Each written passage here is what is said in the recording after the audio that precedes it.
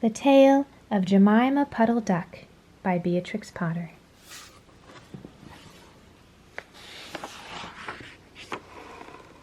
What a funny sight it is to see a brood of ducklings with a hen.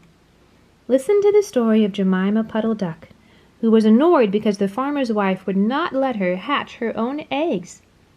Her sister-in-law, Mrs. Rebecca Puddleduck, was perfectly willing to leave the hatching to someone else. "I have not the patience to sit on a nest for 28 days, and no more have you, Jemima. You would let them go cold. You know you would." "I wish to hatch them all by myself," quacked Jemima Puddleduck.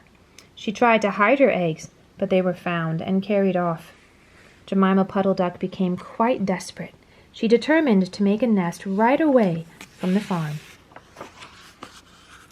She set off on a fine spring afternoon along the cart road that leads over the hill. She was wearing a shawl and a poke bonnet. When she reached the top of the hill, she saw a wood in the distance. She thought that looked a safe, quiet spot. Jemima Puddleduck was not in the habit of flying much. But she ran downhill a few yards, flapping her shawl, and then she jumped off into the air. She flew beautifully when she had a good start. She skimmed over the treetops until she saw an open place in the middle of the wood where the trees and brushwood had been cleared. Jemima alighted rather heavily and began to waddle about in search of a convenient, dry nesting place. She rather fancied a tree stump amongst some tall foxgloves. But seated upon the stump, she was startled to find an elegantly dressed gentleman reading a newspaper. He had black prick ears and sandy-colored whiskers. "Quack," said Jemima Puddleduck with her head and her bonnet on the side. "Quack." The gentleman raised his eyes above his newspaper and looked curiously at Jemima. "Madam, have you lost your way?" said he. He had a long, bushy tail which he was sitting upon, as the stump was somewhat damp. Jemima thought him mightily civil and handsome. She explained that she had not lost her way, but that she was trying to find a convenient, dry nesting place. "Ah, is that so?" "Indeed," said the gentleman, with the sandy whiskers, looking curiously at Jemima. He folded up the newspaper and put it in his coat-tail pocket. Jemima complained of the superfluous hen. "Indeed, how interesting. I wish I could meet with that fowl. I would teach it to mind its own business. But as to a nest, there is no difficulty. I have a sack full of feathers in my woodshed." "No, my dear madam, you will be in nobody's way. You may sit there as long as you like," said the bushy-tailed gentleman. He led the way to a very retired, dismal-looking house amongst the foxgloves. It was built of faggots and turf, and there were 2 broken pails, one on top of another by way of a chimney. "This is my summer residence. You would not find my winter house so convenient," said the hospitable gentleman. There was a tumble-down shed at the back of the house, made of old soap boxes. The gentleman opened the door and showed Jemima in. The shed was almost quite full of feathers. It was almost suffocating, but it was comfortable and very soft. Jemima Puddleduck was rather surprised to find such a vast quantity of feathers, but it was very comfortable, and she made a nest without any trouble at all. When she came out, the sandy-whiskered gentleman was sitting on a log reading the newspaper. At least he had it spread out, but he was looking over the top of it. He was so polite that he seemed almost sorry to let Jemima go home for the night. He promised to take great care of her nest until she came back again the next day. He said he loved eggs and ducklings. He should be proud to see a fine nestful in his woodshed. Jemima Puddleduck came every afternoon. She had laid 9 eggs in the nest. They were greeny white and very large. The foxy gentleman admired them immensely. He used to turn them over and count them when Jemima was not there. At last Jemima told him that she intended to begin to sit next day. "And I will bring a bag of corn with me, so that I need never leave my nest until the eggs are hatched." "They might catch cold," said the conscientious Jemima. "Madam, I beg you not to trouble yourself with a bag.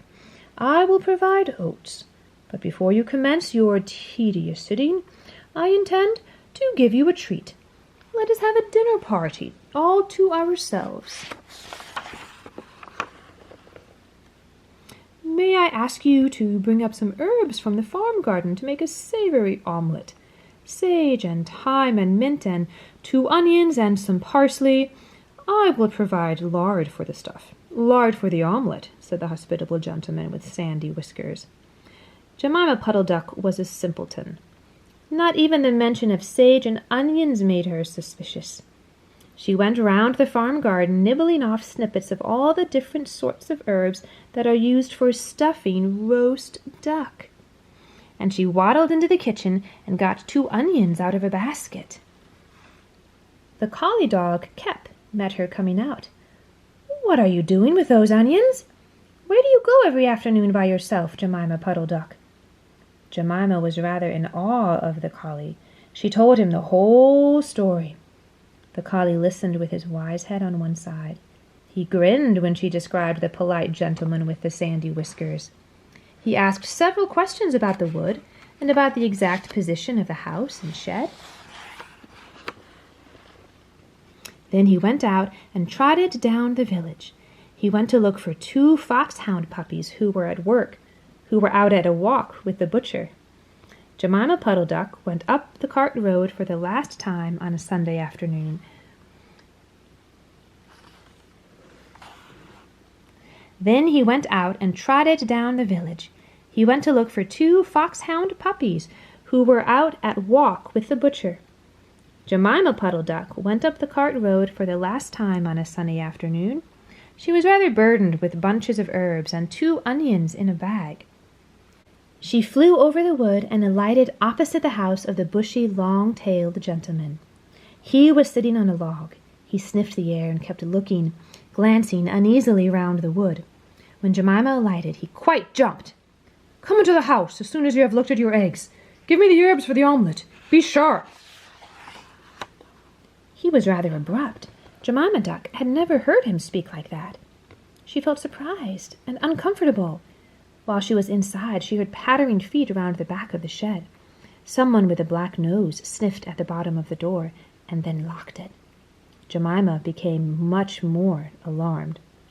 A moment afterwards there were most awful noises, barking, baying, growls and howls, squealing and groans. And nothing more was ever seen of that foxy whiskered gentleman. Presently Kep opened the door of the shed and let out Jemima Puddleduck. Unfortunately, the puppies rushed in and gobbled up the eggs before he could stop them. He had a bite on his ear, and both the puppies were limping. Jemima Puddleduck was escorted home in tears on account of those eggs. She laid some more in June, and she was permitted to keep them herself, but only 4 of them hatched. Jemima Puddleduck said it was because of her nerves, but she had always been a bad sitter. The end.